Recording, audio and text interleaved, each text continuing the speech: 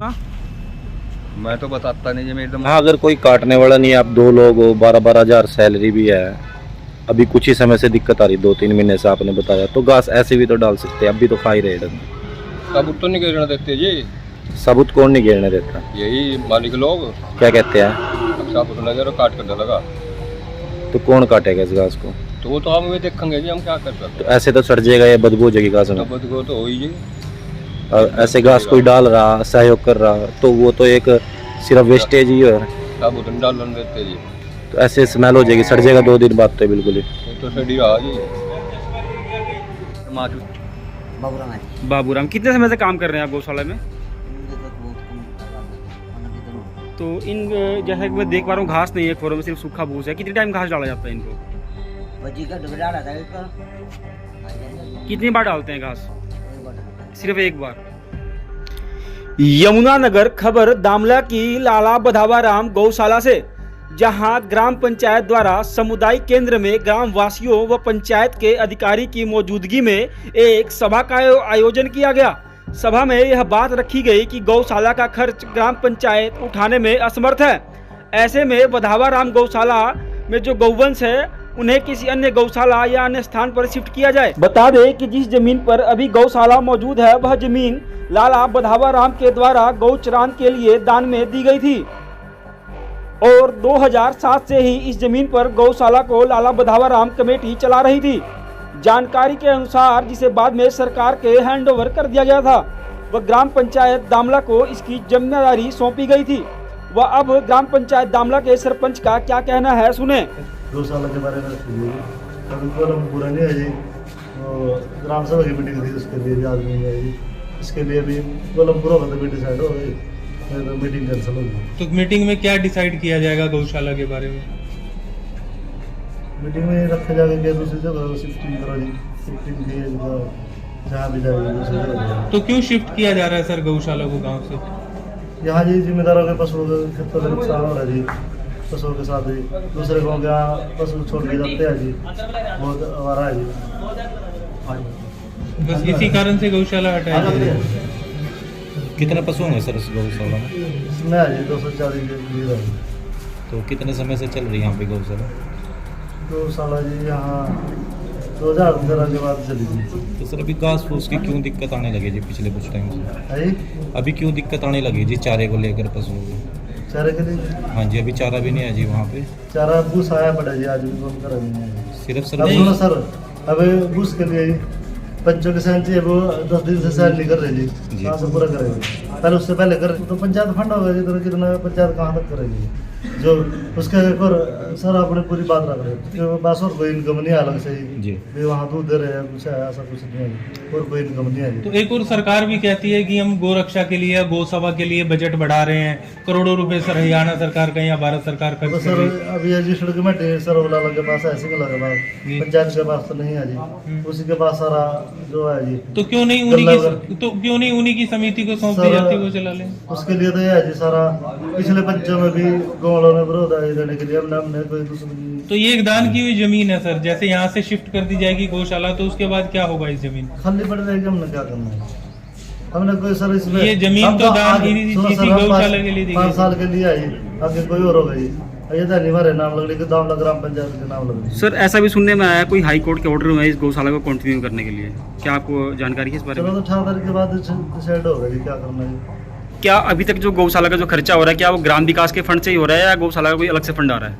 गाँव के जो पंचायत का फंड है उससे रहे और अलग से कहीं से नहीं रहे। तो क्या सरकार की ओर से कोई जो इसमें अनाउंसमेंट सर एक दानवीर ने हमारे को दिया जी बूस, तो क्या सरकार से कभी वैसे सरकार की ओर से पूछे। सरकार की तरफ से कुछ तो क्या प्रशासन ने कोई मांग भी रखी है आपने इस गौशाला के खर्चे के कि लिए? तब तक हमें ग्राम अभी पंचायत तक तो हम तो सर 4 महीने से ही आए इसमें, कि इसमें झगड़ा पहले से चल रही है सरपंच के साथ।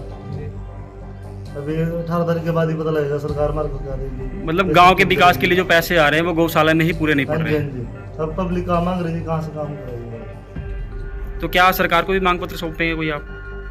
18 तारीख के बाद ही पता लगेगा क्या उसको बनेगा। इस बारे में हमने मेंबर से भी बात की व लाला बधावा राम गौशाला कमेटी से जुड़े रहे उनके बेटे से भी बात की, सुने दोनों ने क्या कहा। क्योंकि हाई कोर्ट ने ऑर्डर कर रखे हैं कि आपको उसको चलाना पड़ेगा।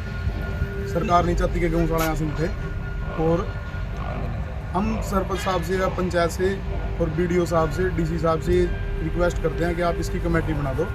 हम यहाँ से गौशाला उठवाने के लिए नहीं, आपको गौशाला चलवाने के लिए आपसे रिक्वेस्ट करते हैं कि ये गौशाला यहाँ चले।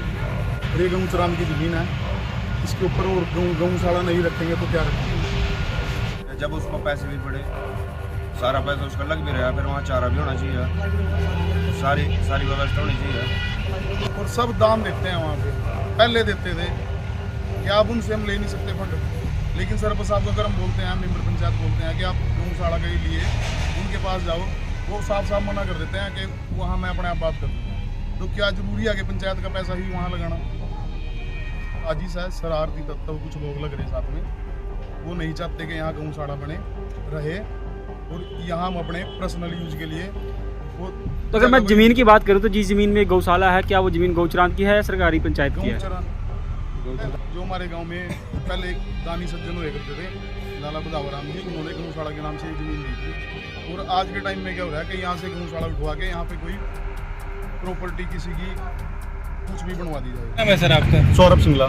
सिंगला जी, ये जो आपके बुजुर्ग कहेंगे वधवा राम जी, जिन्होंने यहाँ पर दामले में गौशाला के लिए ज़मीन जो दी दान की, आज की डेट में वहाँ पर जो है ग्राम पंचायत और सरकारी अधिकारियों की मौजूदगी में एक मीटिंग की जा रही है, जिसका मुद्दा है गौशाला के पशुओं को शिफ्ट क्यों ना किया जाए।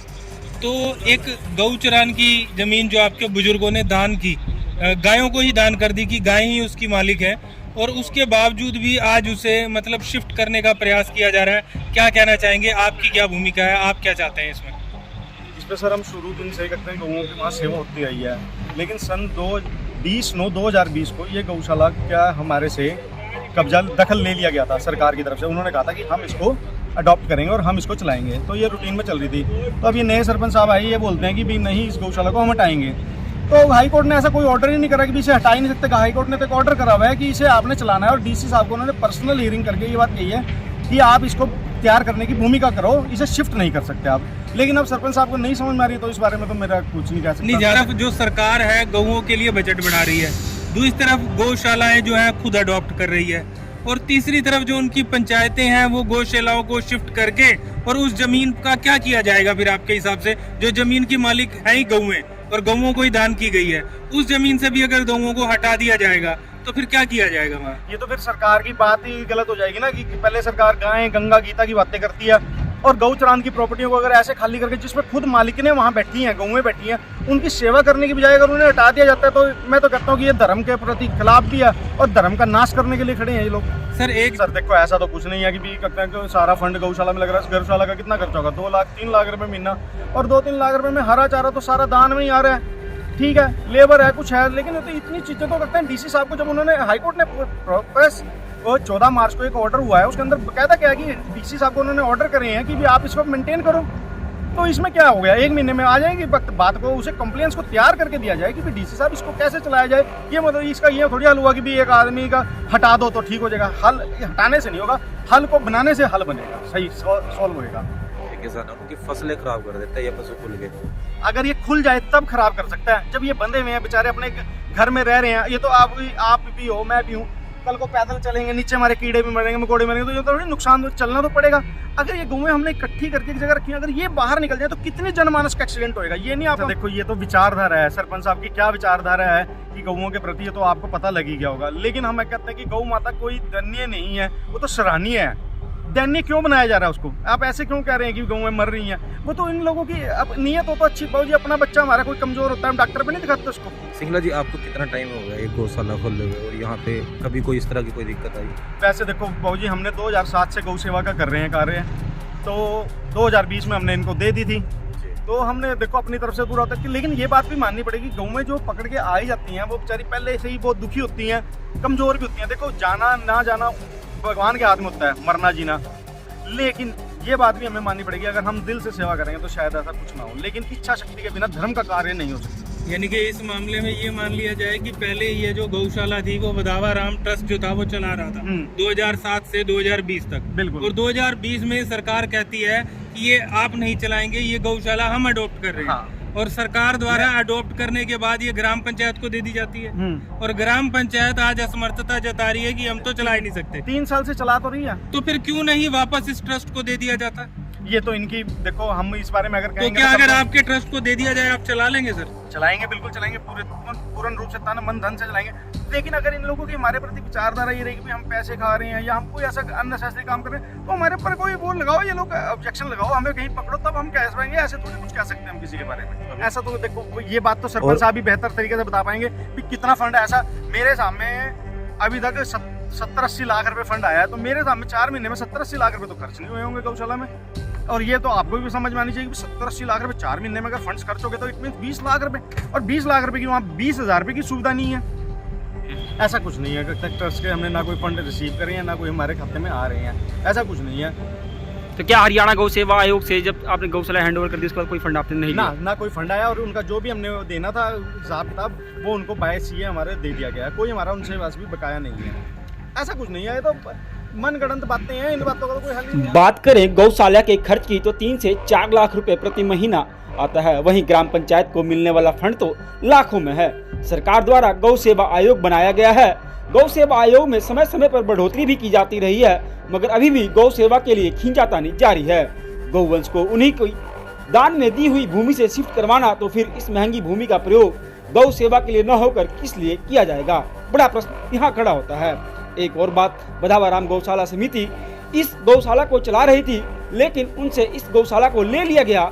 अगर अब इस गौशाला को चलाने में सभी असमर्थ है, तो क्यों ना इसे किसी एनजीओ को या कमेटी बनाकर उसे सुपुर्द कर दिया जाता, या फिर लाला बधावाराम गौशाला समिति को वापस सौंप दिया जाता। कोई दिक्कत नहीं आ पाने की। पानी में या मशीन में कोई गड़बड़ नहीं है, सिर्फ यहाँ बंदे की गड़बड़ी है बस। तो सफाई में अब भी देखा गया गोबर पड़ा है काफी, और 2 बजे रोटी खा के आते हैं, तो इस समय तो घास चारे से जो है वो डाल रहा है। तो जो बूस ये डाला होगा भूसा आप लोगों ने डाला होगा? हाँ जी, अभी तो डाल के निपटा में हम लोग, 2 ही तो बंदा है।